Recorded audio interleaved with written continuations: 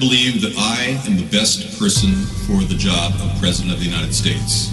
My unique talents give me the ability to be assertive and diplomatic at the same time. I'm a person who will spike the conversation, who will get politics rolling and stimulate new questions and new answers to our current political dilemma facing our nation. I believe I have a keen understanding of the economy and how to improve where we're at relative to other nations around the world. I believe that our goal at America's Third Party was to create a very strong platform in which would propel the American people forward with new opportunities and a new possibility of creating a better nation, a cleaner environment, and less war.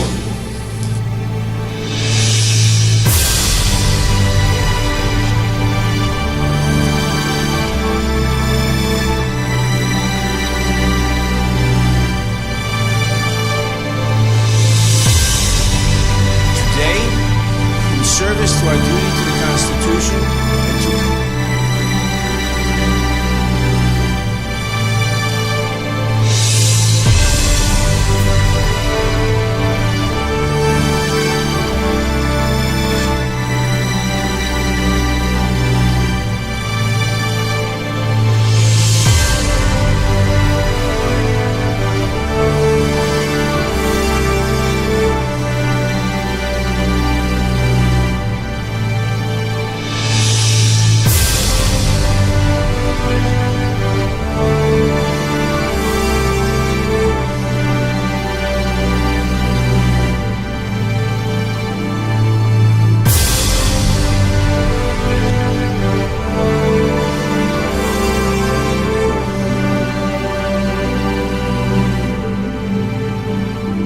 I believe that I am the best person for the job of President of the United States.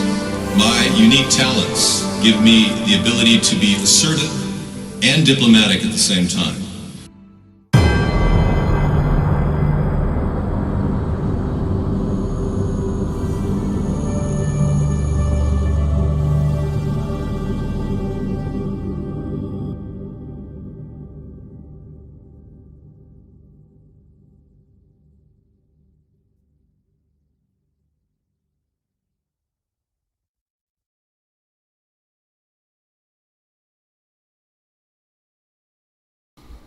Good evening, everyone. Welcome to America's Third Party. I'm David Sponheim, and today is Wasteful Wednesday. Welcome.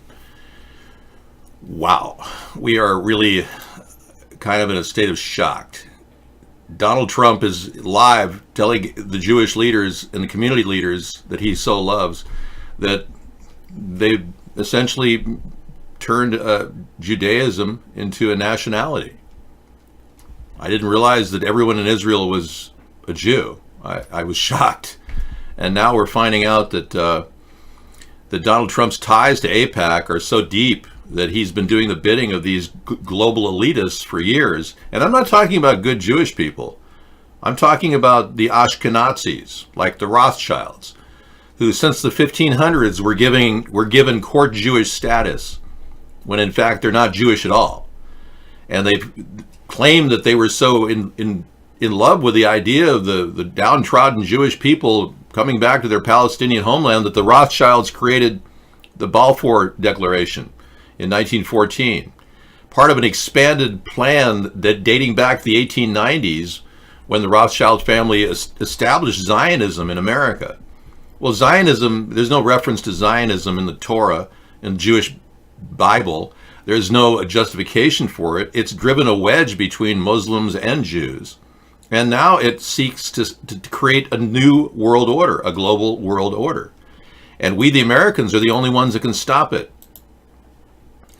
Trump is now facing 2 articles of impeachment that are significant: obstruction of Congress and abuse of power. Now, these 2 articles of impeachment are probably the tip of the iceberg, yet Nancy Pelosi decided to just do this.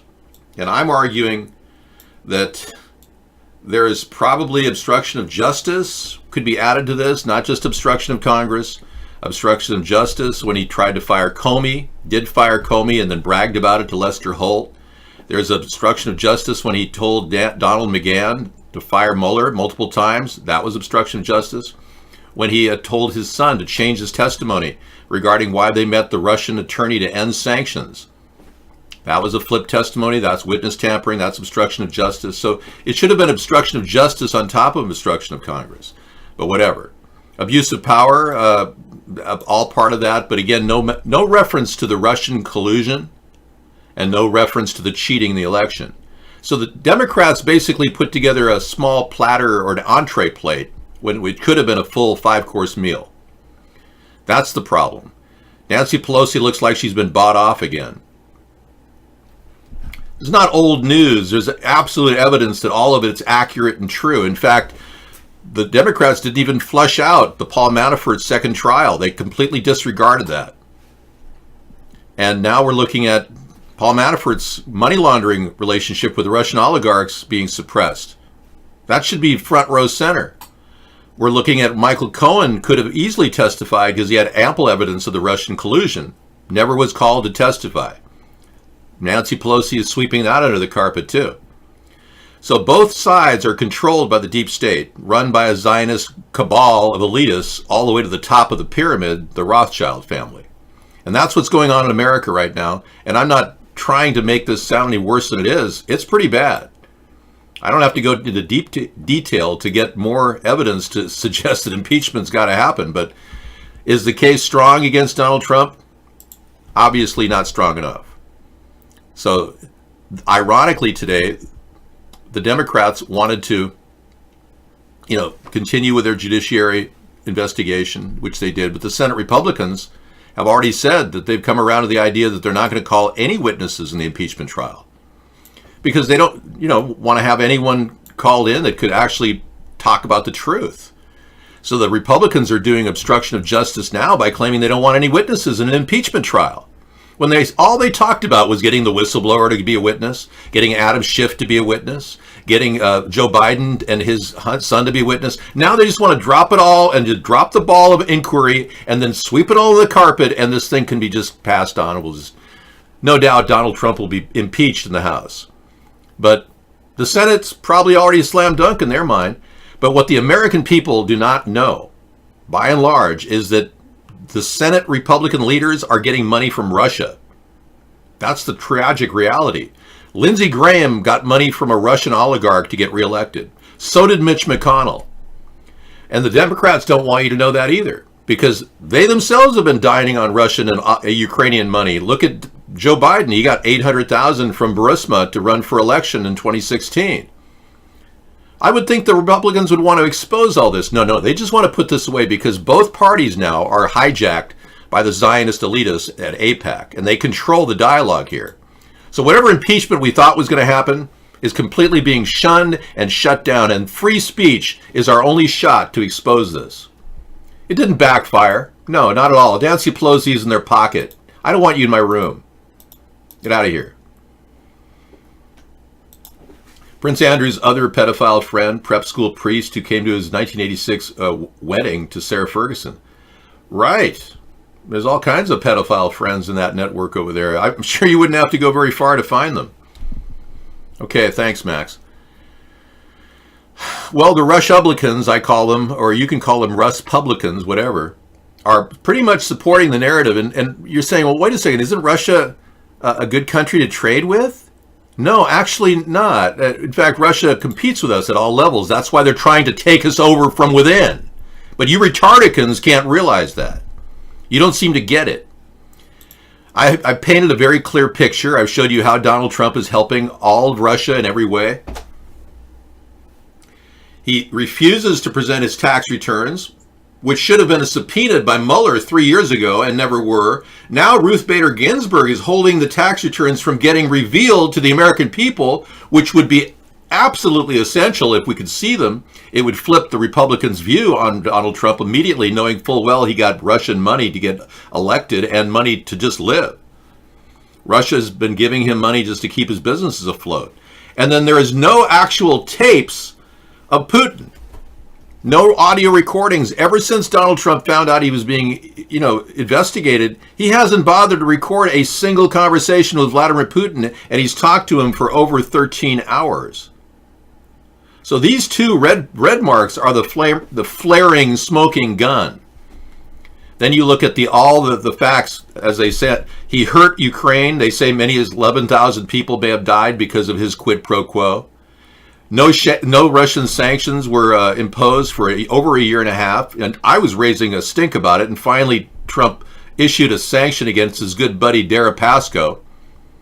And Oleg Deripaska, the guy that is implicated in the Nastia audio tapes, and all the stuff that she had on was all seized by Deripaska.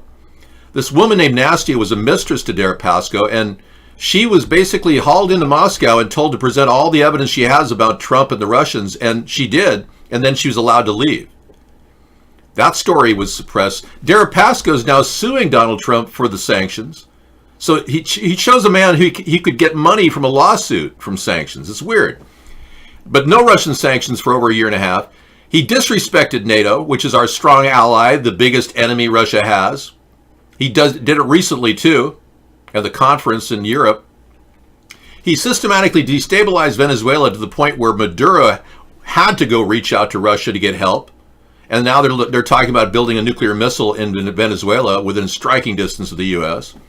He left Syria in the hands of Vladimir Putin, which now is taking over the region and gaining much more control and giving more control to Iran.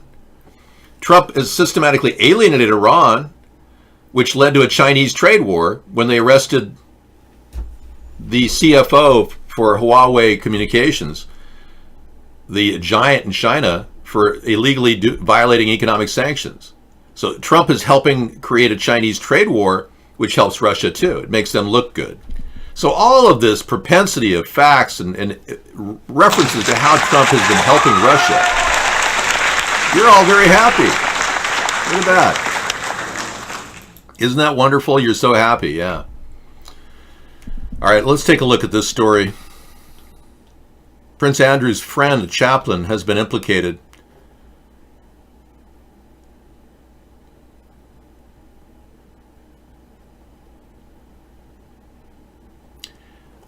Prince Andrew is known as being boorish, self-centered, and tone-deaf to criticism. All right.